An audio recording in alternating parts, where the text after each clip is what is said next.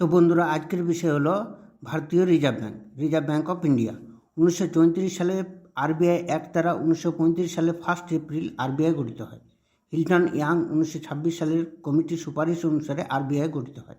1949 সালে 1 জানুয়ারি আরবিআইয়ের জাতীয়করণ করা হয়। প্রথমে 5 কোটি টাকা মূলধন নিয়ে আরবিআই গঠিত হয়। আরবিআইয়ের মোট সদস্য সংখ্যা 20 জন, 14 জন ডাইরেক্টর, 4 জন ডেপুটি গভর্নর, 1 জন অর্থ কমিশনের সদস্য ও 1 জন গভর্নর।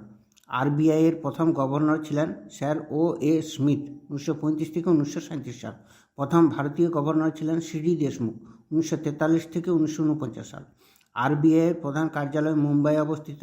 এছাড়া কলকাতা, চেন্নাই এবং দিল্লিতে আঞ্চলিক কার্যালয় অবস্থিত। আরবিআইয়ের কাজ: নোট প্রচলন। 1 টাকা নোট সহ সমস্ত মুদ্রায় অর্থ সচিব এর হস্তাক্ষর থাকে এবং 2 টাকা নোট সহ সমস্ত নোটে আরবিআইয়ের গভর্নরের হস্তাক্ষর থাকে। সরকারি ব্যাংক: আরবিআই সরকারি ব্যাংক হিসাবে কাজ করে এবং কেন্দ্র ও রাজ্যের প্রতিনিধি হিসাবে কাজ করে। ঋণ দানকে নিয়ন্ত্রণ করে।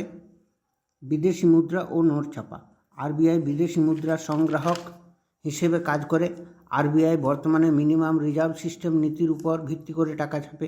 এর জন্য ন্যূনতম 200 কোটি টাকার বন্ড রাখতে হয়, যার মধ্যে 115 কোটি টাকা সোনা ও 85 কোটি টাকা লিকুইড ক্যাশ রাখতে হয়। তো এই বিষয় সম্বন্ধে এটাই ছিল।